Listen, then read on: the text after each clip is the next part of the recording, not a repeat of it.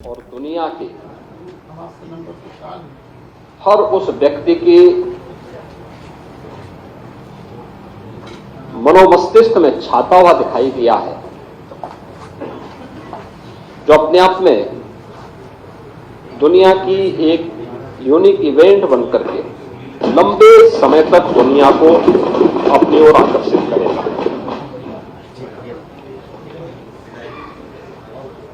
अपने मुद्दे हो सकते हैं, लोगों की अपनी भावनाएं भी हो सकती हैं और उसको हम किसी पर जबरन थोप भी नहीं सकते और ये हमारी प्रवृत्ति भी नहीं, क्योंकि जब महाकुंभ का आयोजन हो रहा था उस समय भी हम लोग इस बात का अनुभव कर रहे थे कि बहुत सारे ऐसे मान्य सदस्य थे या ऐसी पार्टियां थी, ऐसे संगठन थे जो तमाम प्रकार के अनर्गल लाभ इस दौरान कर रहे थे, लेकिन उन सब से इतर रह करके हम लोग इन सभी घटनाओं के मौन साक्षी बन करके अपनी जिम्मेदारियों का निर्वहन कर रहे थे। महाकुंभ का महत्व क्या है, इसके आध्यात्मिक पहलू को लेकर, इसके सामाजिक पहलू को लेकर, राष्ट्रीय एकात्मता के पहलू को लेकर, इसके आर्थिक पहलू को लेकर के अनेक विचारकों ने, विशेषज्ञों ने अपनी राय रखी और स्वाभाविक रूप से कुंभ के बारे में चर्चा वही कर सकता है जो महाकुंभ का दर्शन किया हो और महाकुंभ की नगरी में जाकर के जिसने साक्षात इस सांस्कृतिक और आध्यात्मिक आयोजन में सहभागी बनकर के इस पूरे आयोजन में जो सहभागी बना होगा,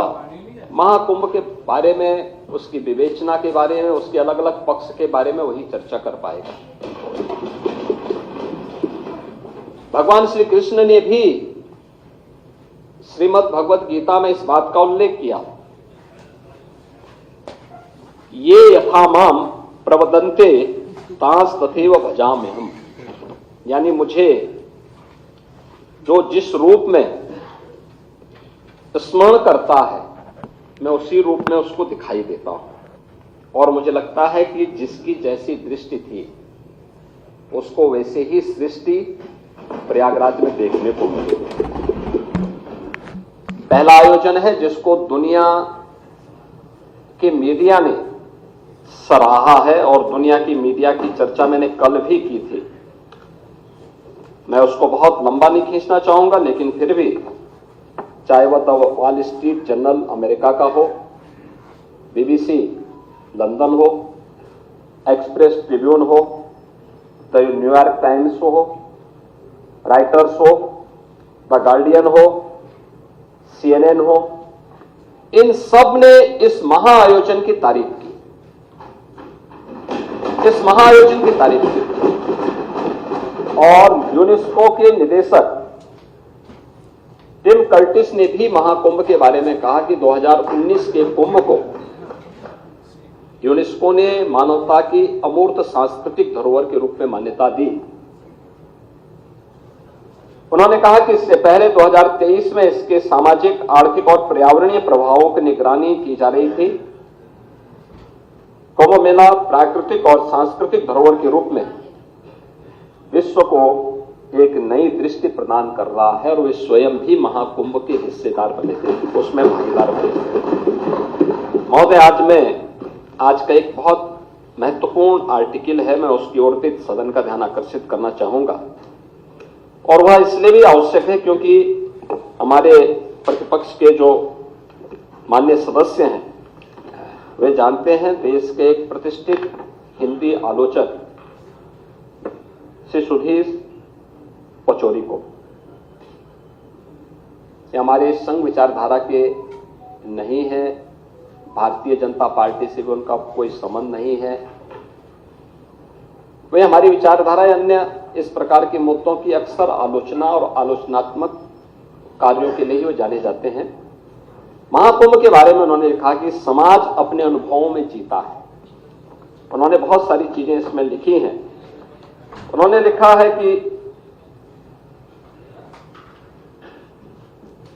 45 दिन लंबे अनुभव में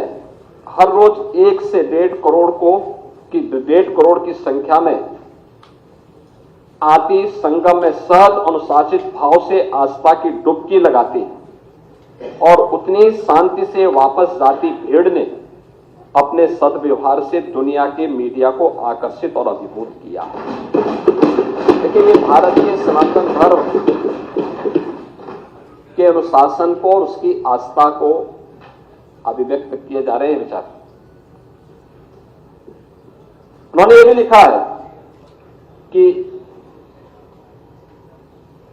ऐसी उदारता, सहजता, सहनशीलता, विनम्रता और शालीनता गहरा आदर भाव पैदा करती है। यानी भारत के प्रति और सनातन धर्म के प्रति हर व्यक्ति के मन में या जो भाव है, आपने देखा होगा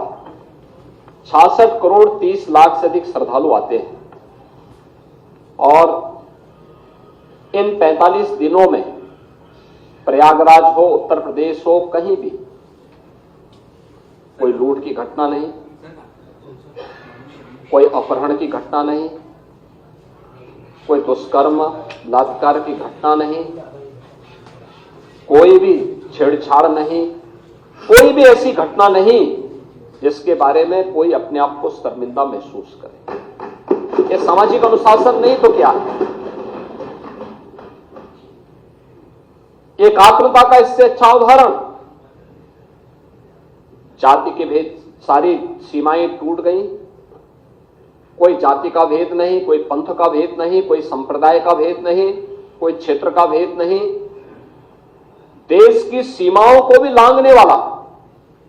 वसुधैव कुटुंबकम के भाव को जागृत करने वाला महाकुंभ एक नया संदेश दुनिया को दिया है। और अंत में से सुदेश पचौड़ी इस बात को भी लिखते हैं अपने आर्टिकल में कि क्या पता कि ऐसे ही निंदकों के प्रतिकार में इस महाकुंभ में इतने रिकॉर्ड तोड़ श्रद्धालु आए ताकि दुनिया जान ले कि समस्त हिंदू समाज एक है। यानी जो लोग महाकुंभ की निंदा कर रहे थे उनके बारे में वो कहते हैं कि जो लोग कभी पॉल्यूशन को लेकर के, कभी व्यवस्था को लेकर के, कभी किसी अन्य झूठी खबर को लेकर के तमाम प्रकार से इस महाकुंभ के आयोजन को किसी न किसी प्रकार से हतोत्साहित करना चाहते थे, लेकिन उन सब निंदकों को मुंहतोड़ जवाब देने के लिए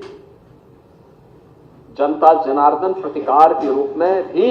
वहां पर उपस्थित होती हुई दिखाई दी। उन्होंने कहा कि नहीं, हम सब एक हैं ताकि दुनिया जान ले कि समस्त हिंदू समाज एक है। यही नहीं, महाकुंभ ने एक नया हिंदू विमर्श भी पैदा किया है कि हे पश्चिमी आधुनिकता, जिसे तूने दूषित किया, वह अब भी हमारे लिए पवित्र है।